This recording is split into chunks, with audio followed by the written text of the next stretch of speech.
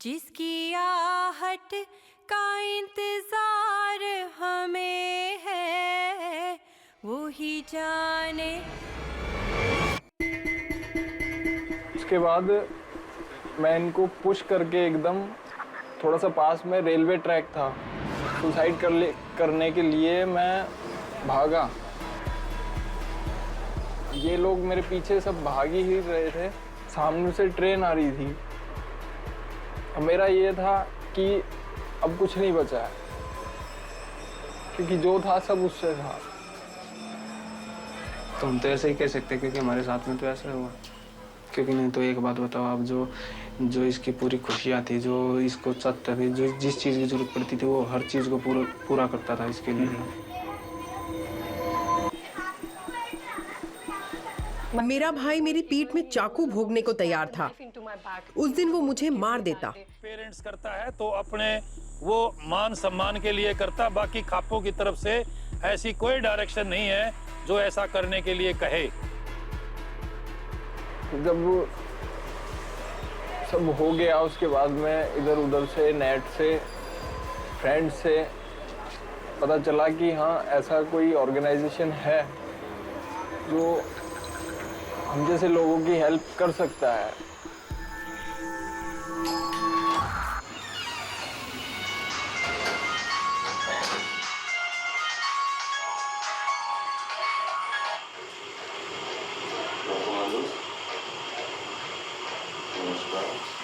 हाँ, हमारे शेल्टर में आए हैं और आपको पता है लव कमांडोज के बारे में आपके डीजीपी 4 वैन मैसेज जारी कर चुके हैं पूरी स्टेट को। नहीं, दिक्कत आप, मुझे लगता है आप कोई बहुत तजर्बेकार पुलिस अफसर नहीं है। सुप्रीम कोर्ट ऐसे मुकदमों को दर्ज करने पे रोक लगा चुका है। हरियाणा के एक पुलिस अधिकारी का फोन आया था। सुमित और उसकी बीवी के बारे में पूछताछ कर रहे थे। तेरे घर वालों ने सुमित के खिलाफ 346 का मुकदमा दर्ज किया। तो घर वालों का था, इंटरकास्ट था हमारा, इसके ब्राह्मण जाति से मैं जाट हूँ, तो घर वालों को एक्सेप्ट करना नहीं था, तो हमने किसी को बताया भी नहीं। फिर इसका लास्ट जो रास्ता था वो यही था कि लव कमांडो से हम सीधे यहीं पे आ गए। यहाँ पे आगे इन्होंने अपने जो हिंदू रीति रिवाज से शादी करवा दी, उसके बाद में कोर्ट रजिस्ट्रेशन हो गया। कोई दिक्कत नहीं, आप 10 बार पूछो, हमें कोई दिक्कत नहीं, हम तो लड़की का बयान करा दें, लेकिन हम गैर कानूनी काम क्यों करें? जिस चीज पे सुप्रीम कोर्ट ने रोक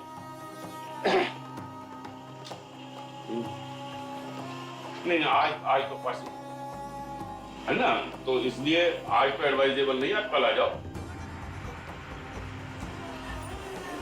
हाँ, आप दिल्ली में नई दिल्ली रेलवे स्टेशन के सबसे नजदीक पुलिस चौकी है, पुलिस चौकी संगत राशा आ जाए, वहाँ आके बोले कि मुझे लव कमांडो जाना, पुलिस का स्टाफ आपको गाइड कर देगा या हमें बता देगा। साइड दे लव कमांडो कर लगे मार देना तो बहुत कॉमन है ना बिहार में।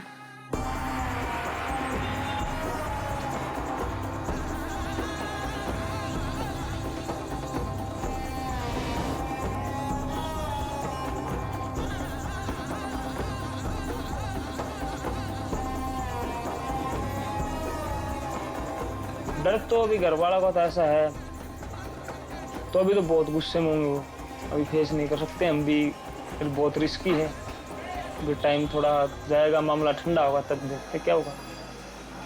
शायद थोड़ी उम्मीद बाकी हो सकता है, मान जाए। जिसके भी साथ आपने शादी करी है वो आप खुश हो, जिस तरीके से आप देखते हो ना, जो आपको जैसे भी हो, जो आप अच्छा खुश हो तो ना हो तो बेटा। बाबू जी बहुत हो गया, मैडम जी बहुत हो गया जी।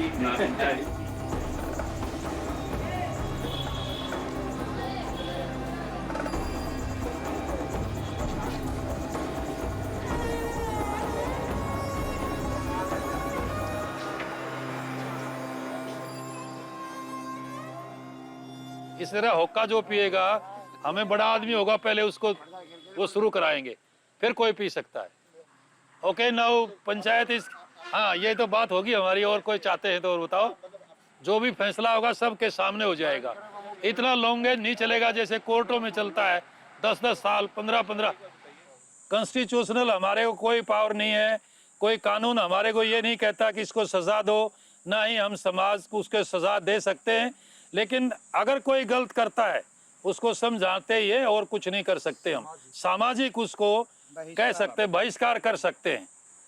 ये सामाजिक सजाएं हैं। उसका हुक्का पानी बंद कर देते हैं, उसको कहेंगे भाई इससे कोई बात नहीं करेगा, इसने गलत काम किया समाज के लिए, उसका संदेश गलत जाता है, तो उसको सुधारने के लिए, उसको शिक्षा देने के लिए सामाजिक जो उसने गलत किया तो समाज उसको सजा देती है। सर हम रात में हमको रात के हाथ पकड़ के पटका था ना हमको। तुमको ये केस कौन काट दिया है? लड़का काट दिया था उसे।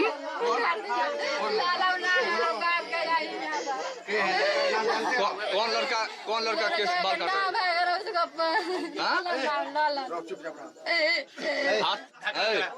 हाथ पैर कौन बांधा है? बांध दिया। कौन? तो गलत काम कितना दिन से तुम लोग कर रहे हो? हाँ? कितना दिन से गलत काम कर रहे हो गाँव में तुम लोग? सर 5-6 महीना से हो रहा है।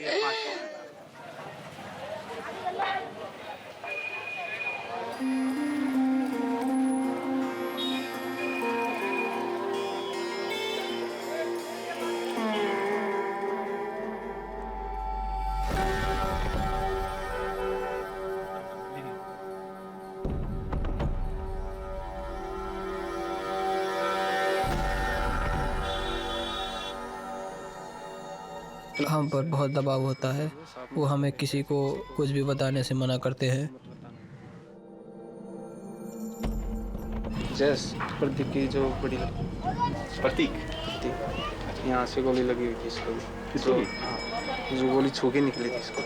तो मेरे पास में तो यही तो जो है जिंदगी बची है, तो मैं इनको जहाँ तक होगा वहाँ तक बचाऊंगा।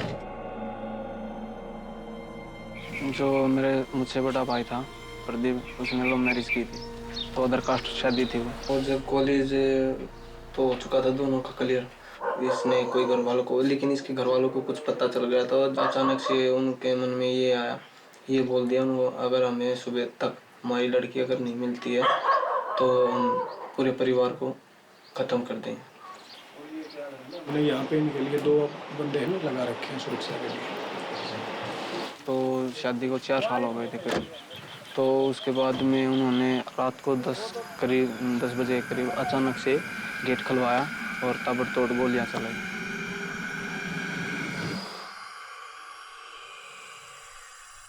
फिर उधर जो मेरा भाई था उसने आवाज़ लगाई, अगर मम्मी पापा बाहर मत निकलिए।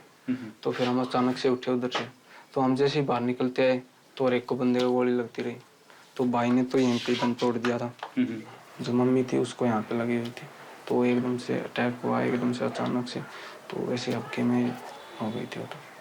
जो पापा था उनको सीने में लगी हुई थी। जो भाभी थी तो उसको भी गोलियां लगी। वो उसके जो बच्चा है वो गर्भ में था, पेट में था, तो 8-8.25 महीने का था वो। तो ऑपरेशन के द्वारा उठाया गया था वो। तो डॉक्टर ने बोल दिया था चाहे तो हम माँ को बचा सकते हैं या बच्चे को। तो हमने माँ के लिए बोल दिया था कि हमें यही चाहिए।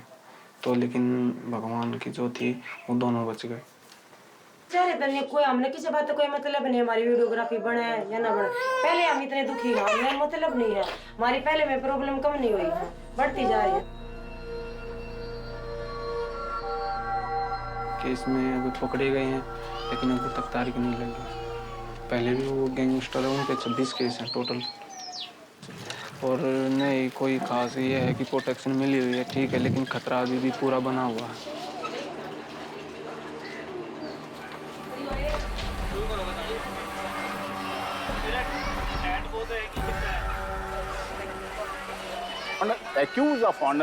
ऑनर किलिंग्स के आरोपी आदतन अपराधी नहीं हैं। ऑनर किलिंग करने वाले आरोपी पेशेवर या कट्टर अपराधी नहीं होते। वे बहुत सभ्य समाज से आते हैं, वे बहुत ही सम्मानित समाज से आते हैं। वे बस अपने परिवार की इज्जत पर कोई आंच नहीं आने देना चाहते।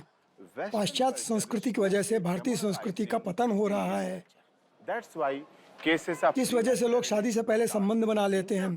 जब लोग अंतरजातीय विवाह, अंतरजातीय प्रेम संबंध, अंतरजातीय रिश्ते बनाते हैं, तभी ऑनर किलिंग होती है। इसके लिए लोग जिम्मेदार नहीं हैं, बल्कि पश्चिमी संस्कृति है।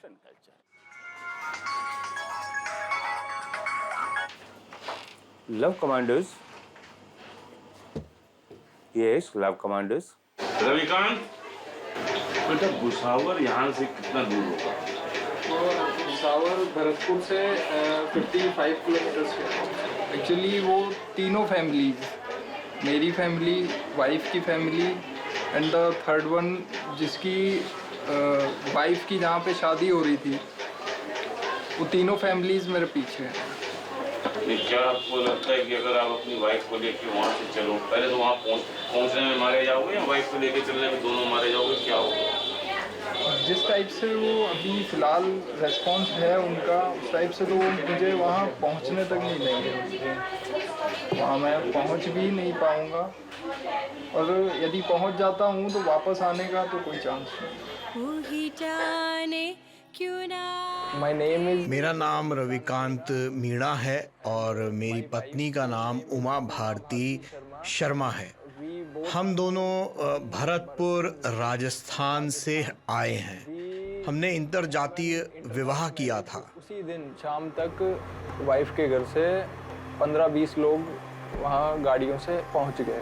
वाइफ ने लास्ट तक उनको एक ही चीज़ बोली कि मैं वापस नहीं जाऊँगी, आप लोगों को एक्सेप्ट करना है तो आप हम दोनों को एक्सेप्ट कीजिए।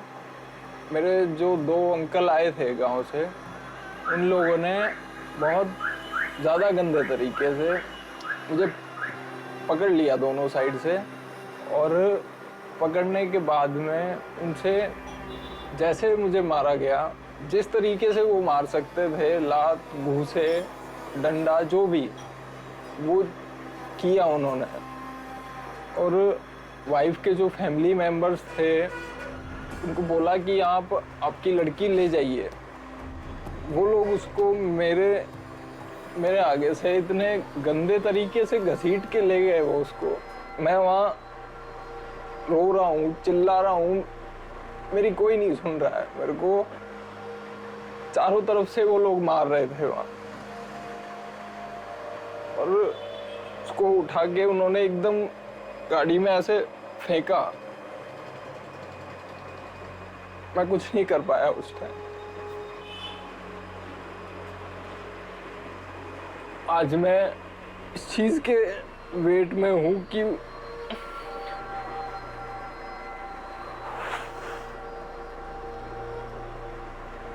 वो आए तो मुझे उससे कितनी चीजों के लिए माफी मांगनी है कि मैं उस टाइम कुछ नहीं कर पाया। मैंने सब किया था कि मैं बहुत प्यार दूंगा, बहुत अच्छे से मैं रखूंगा, इसलिए नहीं किया था मैंने सब।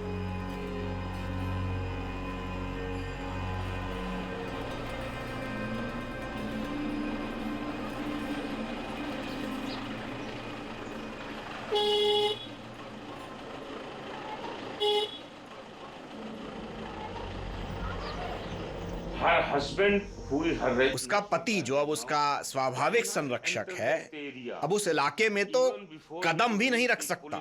पुलिस या थाने पहुंचने से पहले ही उसकी हत्या हो सकती है। उमा को पुलिस सुरक्षा में हमारे पास लाया जाना चाहिए था।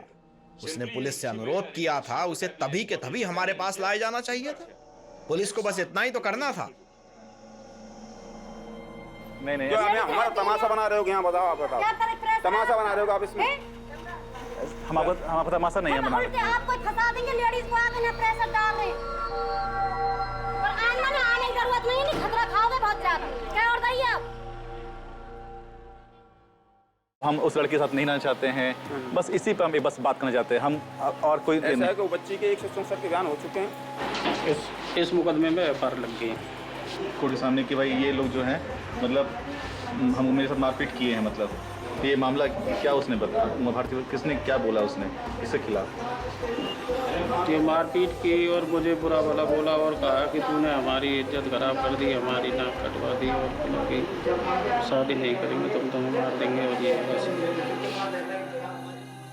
ये उन्होंने इसे मजाक बना रखा है। उन्होंने उसे 39 घंटे तक पुलिस स्टेशन में रखा, फिर उसे एक ऐसे वकील की कस्टडी में भेज दिया जहां उसके सिर्फ परिवार वालों की ही चलती है।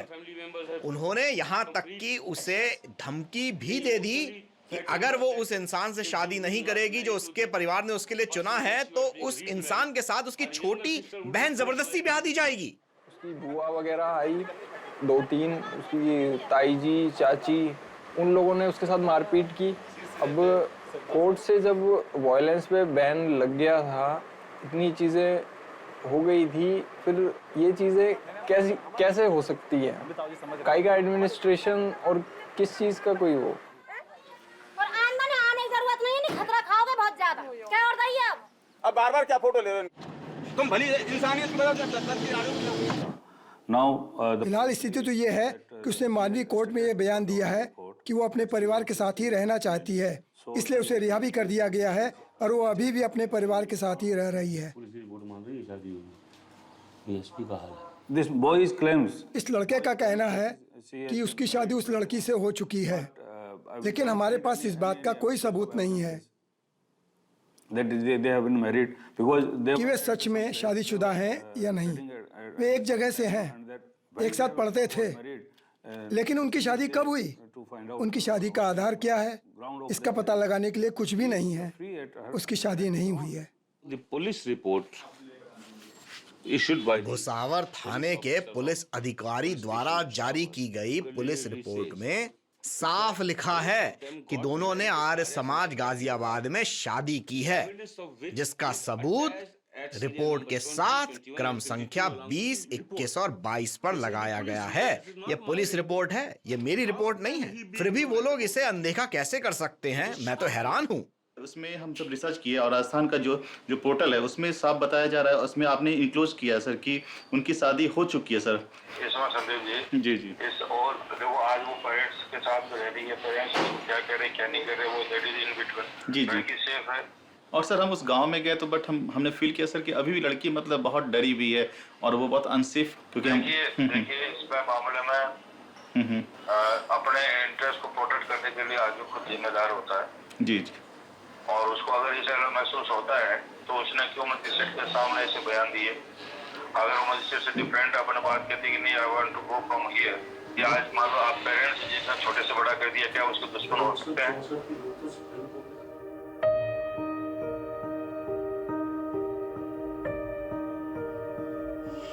देखो तो वो किस हाल में है। नहीं रवि, संभालो खुद को। बीटिंग हिम, वो उसे मार रहे हैं, पीट रहे हैं, उस पर जुल्म ढा रहे हैं, वो सब कुछ कर रहे हैं जिससे वो उसे चोट पहुंचा सके। आई एम फीलिंग सो, मैं खुद को बहुत ही लाचार महसूस कर रहा हूँ। वो इस सब का अकेले सामना कर रही है, क्योंकि जैसा आपने कहा वो एक औरत है। इन इंडिया और भारत में औरतों को कोई सहारा नहीं। भारत में औरतों को कोई सहारा ही नहीं है। ये उसका दुपट्टा है, मैं इसे एक सेकंड के लिए भी अपने गले से नहीं उतारता। मुझे यकीन है कि वो एक दिन जरूर लौटेगी, और जब वो आएगी तो मैं उसे ये दूंगा और कहूंगा कि मैंने इसे तुम्हारे लिए संभाल कर रखा है।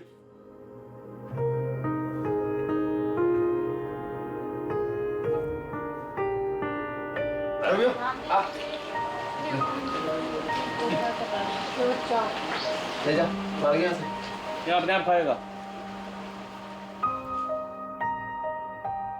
मेरे पापा कहते थे तुम्हें सब कुछ करने की इजाजत है, यहाँ तक कि अगर लड़का ऊंची जाति का है तो तुम उसे प्रेम विवाह भी कर सकती हो, पर तुम्हें निजी जाति में किसी से शादी करने की इजाजत नहीं है, इसलिए मुझे शादी नहीं करने दी गई। उन्होंने कई बार बाबा को फोन किया क्योंकि वे जानते थे कि मैं यहाँ इस शेल्टर में रह रही हूँ। वे मुझे घर वापस आने के लिए कह रही हैं क्योंकि उन्हें समाज को दिखाना है कि वे अपनी बेटी की शादी अपनी ही जाति में कर रहे हैं। मुझे लगता था कि पढ़ाई लिखाई लोगों की सोच बदल देती है, लेकिन जब मेरे माता पिता ने मेरे साथ ऐसा किया तो मेरा भ्रम टूट गया। उन्होंने मुझे बेरहमी से पीटा। मेरे पिता ने मेरा सिर पकड़ कर दीवार में पटका, मुझे बुरी तरह मारा, मेरे पेट में घूंसे मारे। मेरा भाई मेरी पीठ में चाकू भोंकने को तैयार था, पर मैंने उससे वो छीन लिया, नहीं तो वो उस दिन मुझे मार ही देता। मेरे पिता बंदूक की नोक पर मेरी किसी और लड़के से शादी कराना चाहते थे। उन्होंने कहा, मैं आज ही बंदूक खरीदने जा रहा हूँ और अगर तुमने वहाँ शादी नहीं की तो मैं तुम्हें गोली मार दूंगा, मैं तुम दोनों को गोली मार दूंगा। जाहिर है अगर मेरी शादी किसी और से हो जाती तो मैं कभी उससे प्यार नहीं कर पाती, मेरी तो पूरी जिंदगी ही बर्बाद हो जाती।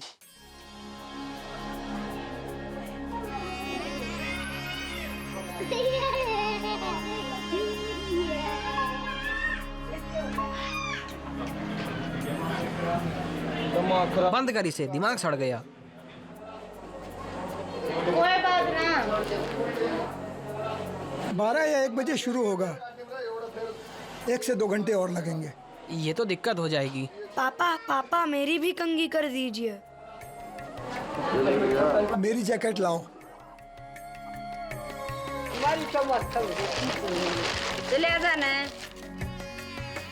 दरअसल भारतीय परंपराएं बहुत अलग होती हैं। भारत के ज्यादातर हिस्सों में शादी से पहले लड़के अपनी होने वाली पत्नी को नहीं जानते हैं।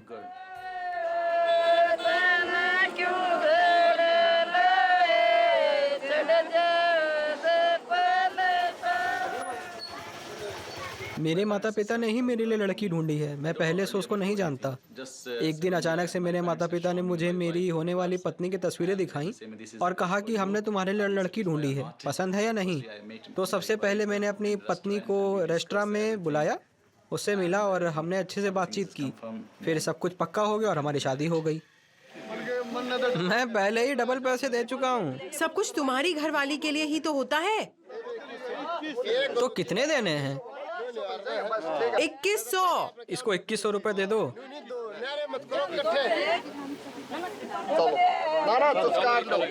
लो ठीक है, अब ताली तो बजा दो।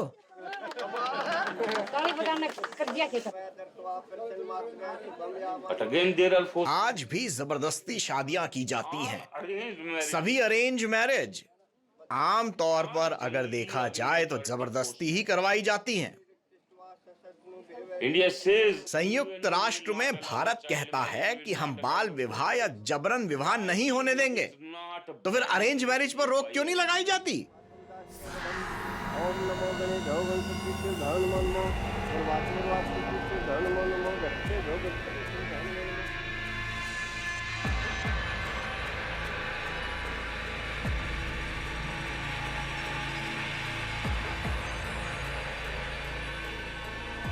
माता रानी की जयकारा, माता रानी की जयकारा। कैसे हो गया? किसी हादसा है, बस वन साइडेड लव। तू मेरी नहीं हुई तो तू किसी की नहीं होगी। तो आप किसी को प्यार करती थी? प्यार मेरे को कभी किसी से नहीं हुआ, लेकिन मेरी फीलिंग्स ये है कि किसी की लड़के के साथ ऐसा नहीं करना चाहिए। और मुझे रोना आता नहीं है, मैं तो हंसते जाओ, सही है।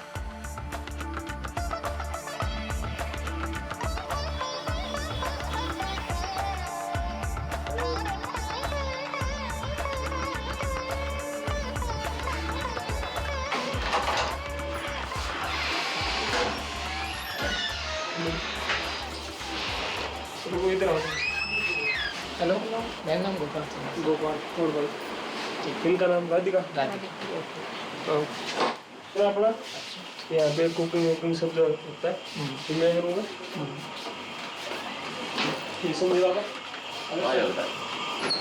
ये सेकंड रूम है, यहाँ पे मतलब आधे कपल यहाँ पे रहते हैं, आधे कपल वहाँ पे। ये गर्ल्स के लिए अपने बाथरूम में टॉयलेट है, तो आधे हो यहाँ पे सोना, आधे हो यहाँ पे सोना। लीगल काम होता है, कोई टेंशन बात नहीं।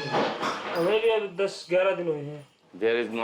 ऐसा एक भी दिन नहीं जाता जब हमें धमकियां नहीं मिलती। अब तो बल्कि अजीब लगता है कि ऐसा कैसे हुआ कि आज एक भी धमकी नहीं मिली। अब हमें इन धमकियों की आदत हो गई है। विश्व हिंदू परिषद के कट्टरपंथियों ने यहाँ पुलिस स्टेशन पर प्रदर्शन किया था, वे हमें यहाँ से भगाना चाहते थे, पर दिल्ली पुलिस ने हमारी बहुत मदद की है और हम उनके आभारी हैं इसके लिए। हमने ऐसे सेफ हाउस खोले हैं जहां ऐसे जोड़े रह सकते हैं जिन्हें लगता है कि उन्हें उनके परिवारों से खतरा है। जब ये जोड़े सेफ हाउस छोड़ते हैं तो हमेशा ये संभावना होती है कि गांव वापसी जाने पर उनकी जान को खतरा हो सकता है। इसलिए हमने पुलिस अधिकारियों और कानून परिवर्तन एजेंसियों को निर्देश दिए हैं कि वो इन जोड़ों की सुरक्षा सुनिश्चित करने के लिए हर कड़े कदम उठाएं। पंजाब, हरियाणा और चंडीगढ़ में भी पुलिस के शेल्टर होम हैं, लेकिन वहाँ के हालात इतने खराब हैं कि कई बार तो राज्य की पुलिस ने जोड़ों को शरण देने के लिए हमसे मदद मांगी है।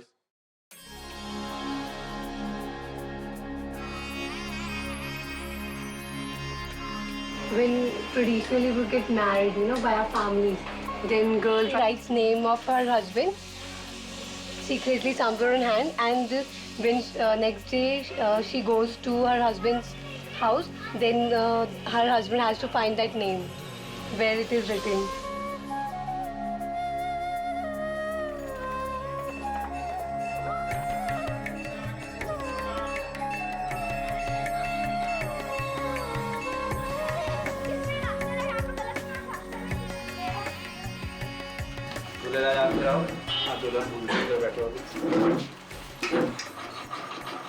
हमारे स्टोर रूम रहता है सब। अच्छा, लास्ट दिन है ना हंसने का। शादी के बाद कौन हंसता बनना जी? किसी आदमी को हंसने दोगे ना?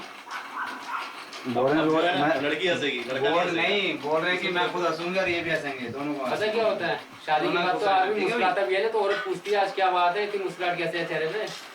किससे मिलकर आए हो? ऐसा उठा दो। आयुष्मान सर्वशं सुंदर सौभाग्य संरक्षण नमः शुभम मद प्रसंजय ऐसा प्रकार रूपण ओम आत्मन्य स्वरूपण आत्मन्यं समर्पयामि।